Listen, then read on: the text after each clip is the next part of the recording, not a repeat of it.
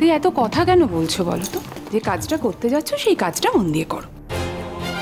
ঠিক ঠিক ঠিক, এবার আমার কাজলদানি ফাফানি প্রাইজ পাবে হ্যাঁ। আর তুই বাঁকামুখি প্রত্যেকবার মতো করে বাঁকামুখি থেকে যাবি হ্যাঁ। প্রত্যেকবার যেরকম কাজলদানি প্রাইজ পায় এবার ও কাজলদানি প্রাইজ পাবে, দেখে নিস হ্যাঁ। রাঙা পিসি ও বাঁকামুখিকে বাঁকামুখি বলেছি বলে একদম গায়ে লেগে গেছে, বেশ করছি বলছি। বাহ, এই তো আমার শ্বশুরবাড়ির কালচার। আমার বাবা মা যদি একবার এই কথাটা শুনতো না। প্লিজ বোন, তুমি আর কালচারটা দেখিও না। আজ যাই বলো আর যাই করো বাপু, তোমার মুখে না ওই কালচার কথাটা মানায় না। এটা তো মানবে তুমি, হ্যাঁ? তাও তো তোমার বাবা মা তোমার সব কীর্তিকলাপের কথা জানেন না, তা না জেনেই তোমার সঙ্গে কোনো যোগাযোগ রাখেন না।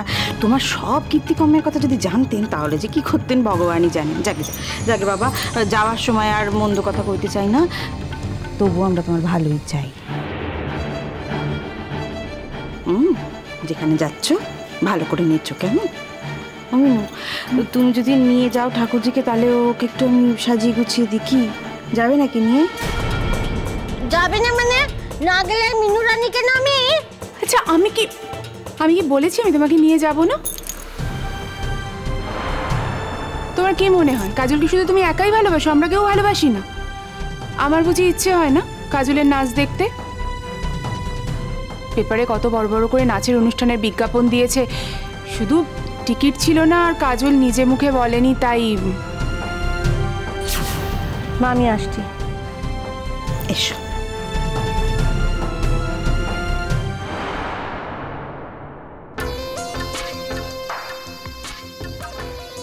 আজ যা প্ল্যান করেছি না, তাতে কাজলকে আর শুধু আজ কেন, জীবনে কোনো দিন নাচতে হবে না। ওর নৃত্যশিল্পী নাম আমি খোঁজাবো। এরপর থেকে নাচের বদলেও লোকের বাড়িতে বাসন মাজবে।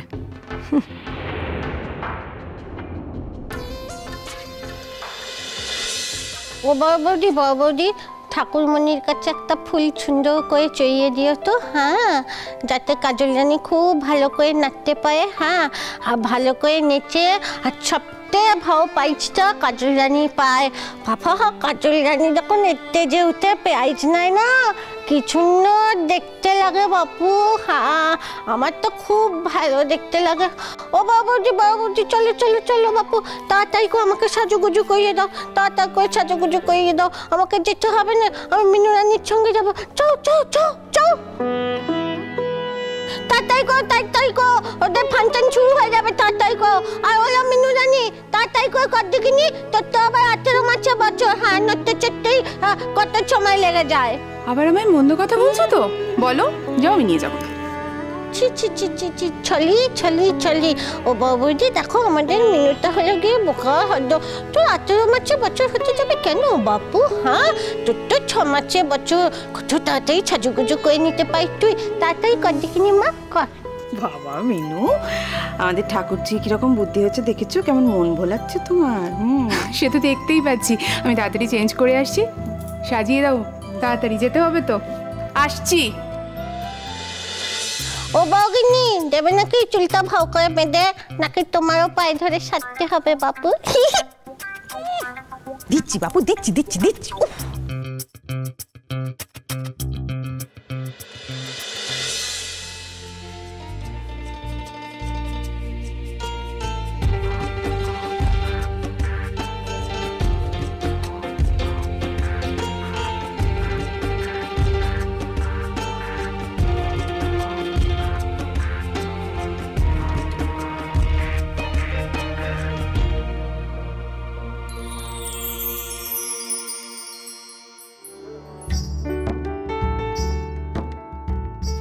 মাসি, তুমি আজি তমর পোশাক দিয়ে মতে সাজিয়ে দিলে। হ্যাঁ রে মা, জানিস এটা পরে আমি আমার স্টেটকে রিপ্রেজেন্ট করেছিলাম বিদেশে। কি অদ্ভুত ব্যাপার, একটু অল্টার করতে হলো না। এটা যখন বানানো হয়েছিল তখন আমার 23 বছর বয়স। তার মানে তখন আমি তোর মতোই রোগা ছিলাম। কি তুমি মোর পাই রোগা ছিলে? ও কিন্তু মোর মনে হয় তুমি আমার থেকে অনেক বেশি সুন্দর ছিলে। তুই জানিস তোকে কি সুন্দর দেখতে লাগছে। আমি তো মাসি হই, আমার নজর লাগবে না তোর।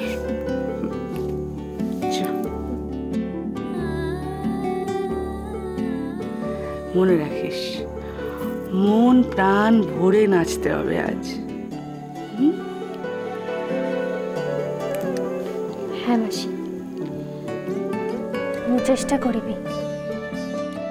তবে মু আজি বাংলার মুখ হওয়ার জন্য নাচবো না। আমি নাচবো মোর বাবুজি আর তোমার জন্য। মোর রক্তে যা পেয়েছি আর শিখেছি,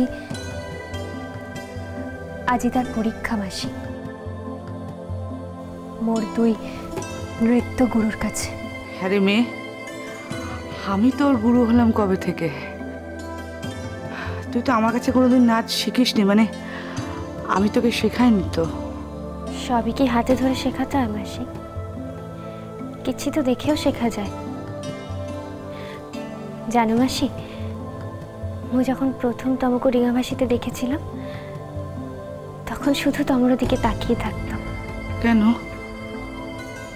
বারে, এমন সুন্দর তো আমি আগে কোনোদিন কাউকে দেখিনি। আমার মনে হতো তুমি হলে এই পৃথিবীর সব থেকে বেশি সুন্দরী। পাগল মেয়ে একটা। ভাগ্যিস তুই নিজেকে আয়নায় দেখতে পাস না, দেখলেও বুঝতে পারিস না। দেখলে বুঝতে পারছি তুই কত সুন্দর। মোটেই না, তুমি তো জানো না।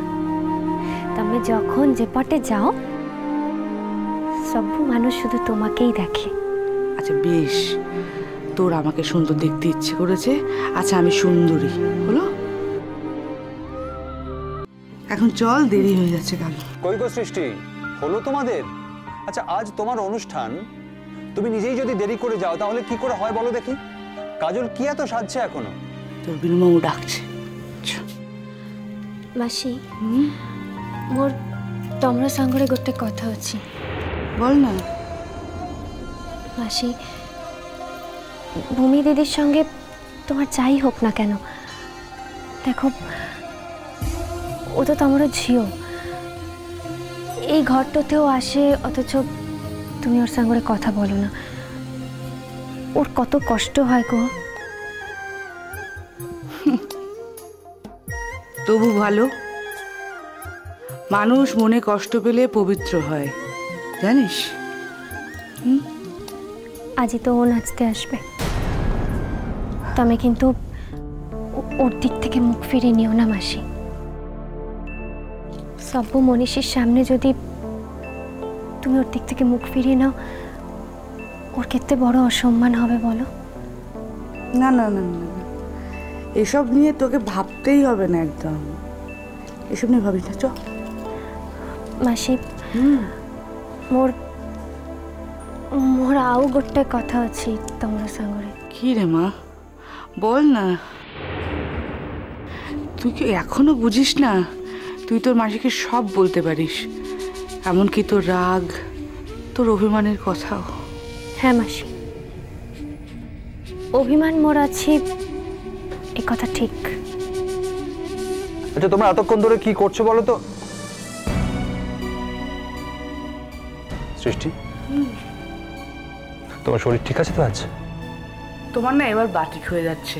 আমার শরীর খারাপ নেই, দেখো আজ আমি দিব্যি আছি। মাসি, ওকে দেখো, একেবারে রানীর মতো লাগছে, তাই না? মোর গোটে কথা বলার আছে, যে কথাটা কিন্তু এখনো বলা হয়নি তোমাকে।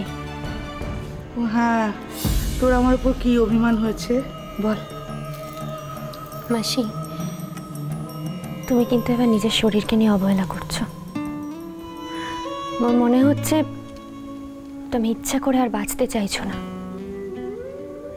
আর এই কথাটা ভেবেই আমার তোমার উপর সব থেকে বেশি অভিমান হচ্ছে মাসি।